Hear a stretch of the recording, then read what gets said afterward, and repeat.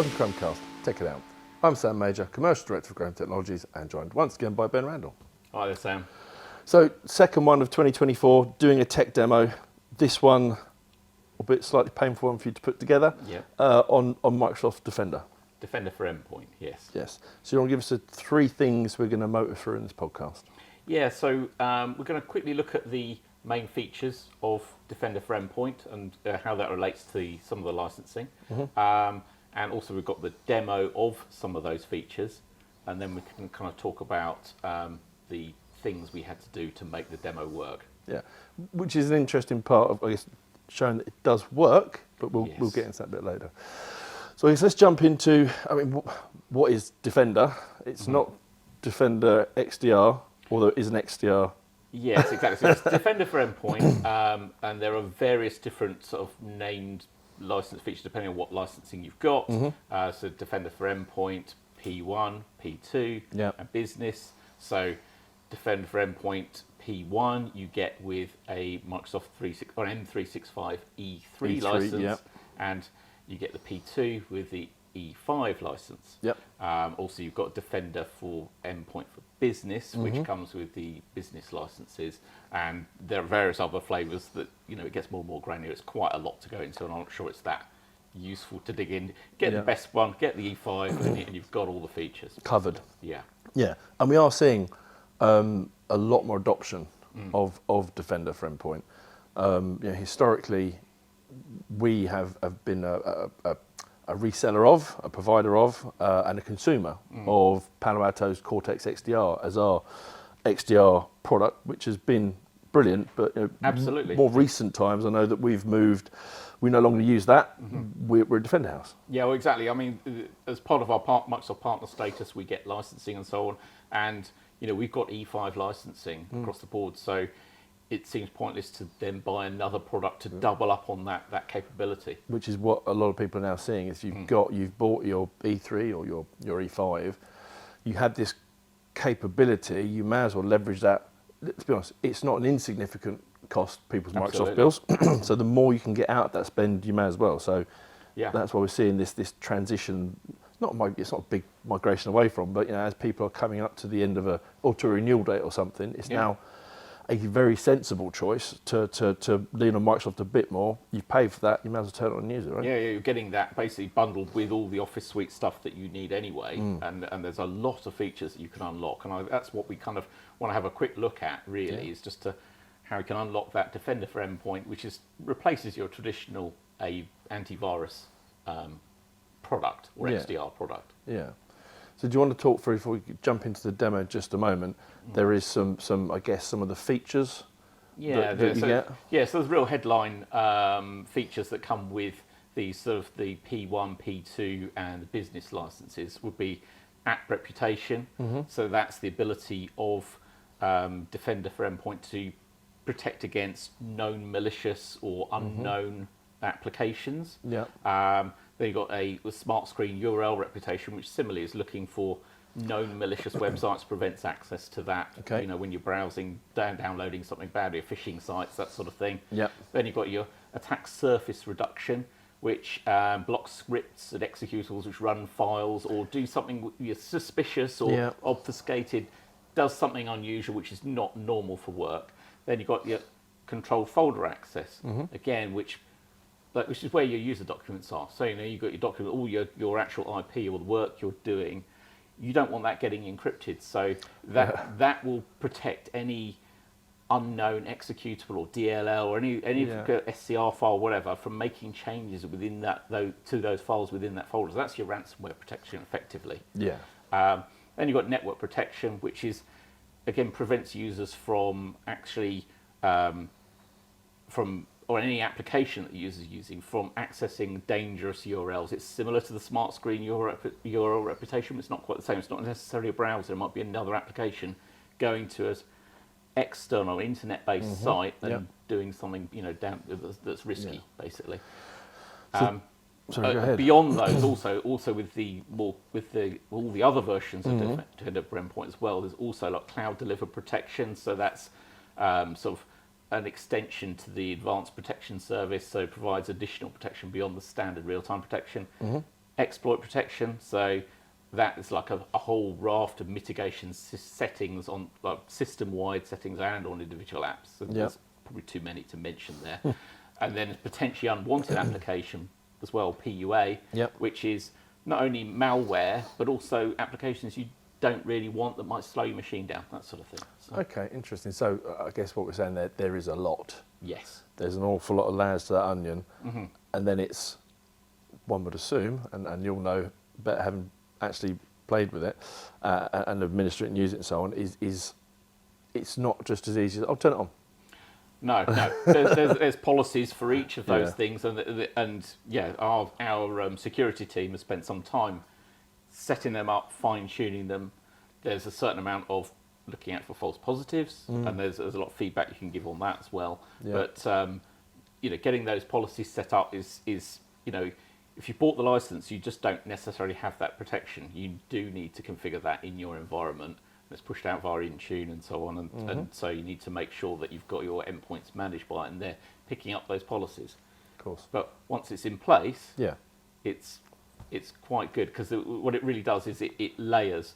So it's not like your app reputation protects from that one thing alone. That kind of works together with the SmartScreen. So you're trying to download a dodgy application from a dodgy site. It's like let's say the layers of an onion. You have to get through all those things before you're actually got a real problem. Okay. So they work together very well.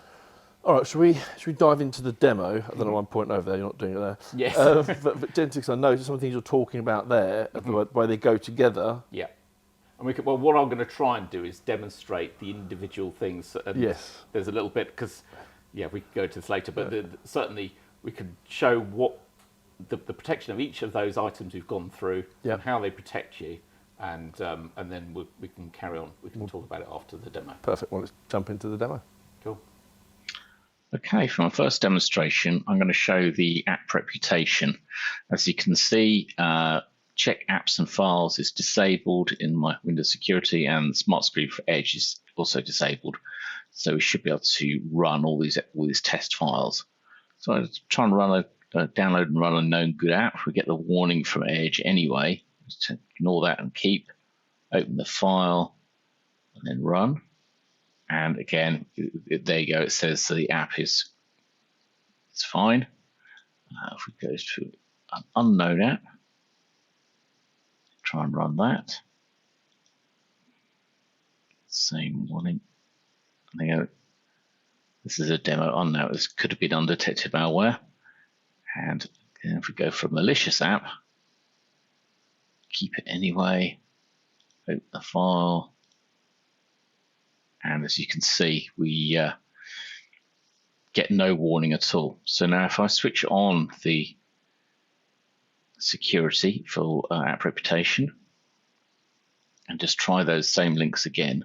So the known GUI app, keep that run. Again, it runs, no problem. Go for the unknown app, keep and run. And see, we get a warning from SmartScreen. We can then continue and run anyway. And see, it successfully runs. Now with a malicious app, keep that, try and run it. And we get a red warning, sort of making it even more obvious you should not run this. Obviously, I can continue this, but you can configure to prevent that via policies. If I run anyway, it'll run. Okay, so if I just close those, I can very quickly next demonstrate the URL reputation. So if I switch the SmartScreen for Edge on, so then we can actually if I leave that off, and then we just demonstrate the URL reputation. So click on this web page here. Is this a phishing site? So immediately just lets me straight through. A reported unsafe site, click on that. Again, that's no warnings, it just lets me straight through. And reported unsafe, it's a malware site. Again, it doesn't give me any kind of block. But if I enable the SmartScreen for Edge, just go through that again.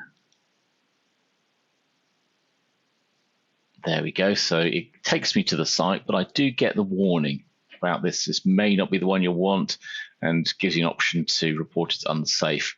It does the address look correct, it's potentially harmful.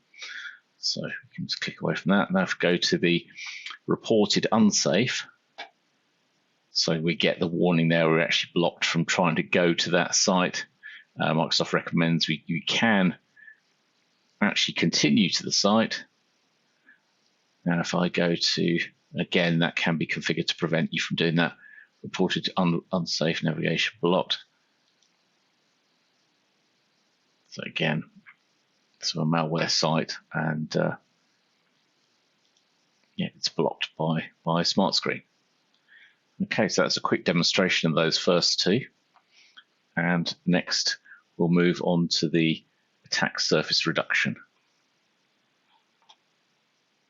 Okay, so to demonstrate the attack surface reduction, we've got these three files here which carry out various tasks which are blocked by the attack surface reduction rules.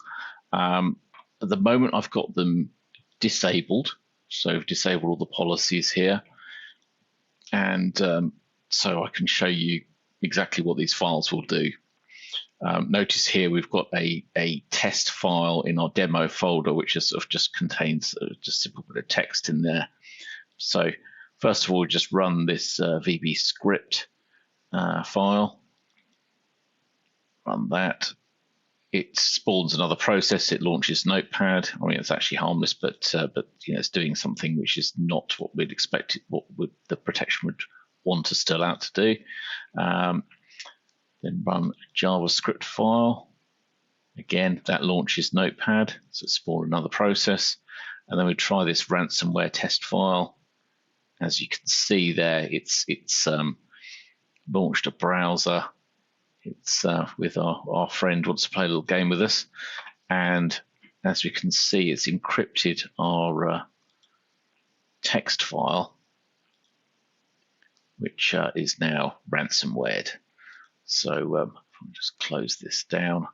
Fortunately, this is benign. If I run it again, it will unencrypt that file. So possibly the safest ransomware of all time. So now if I, the first thing actually that I can do is actually to also demonstrate the controlled folder access. So if I enable that, this folder is actually one of the protected folders in here. So the C demo folder is actually protected. So now I've switched that back on. I can quickly run this ransomware test without any other protection on, and we can just see what happens. You can see it sort of flicks there, and yeah, and then we get a notification that actually something tried to change this file in here. But its control folder access actually prevented that. Even though the actual executable ran, it wasn't able to carry out the tasks it was trying to do in that protected folder. So if I go back into enable our protection, run that, and we'll just try and run these files again. So if I just go for the VB script file first, as you can see, the action was blocked by virus and threat protection. Didn't successfully launch Notepad. I'll try the same with the JavaScript file. And again, we get a message that it was blocked by the machine. And then finally, if we run the ransomware test, run that. So we're getting an issue there.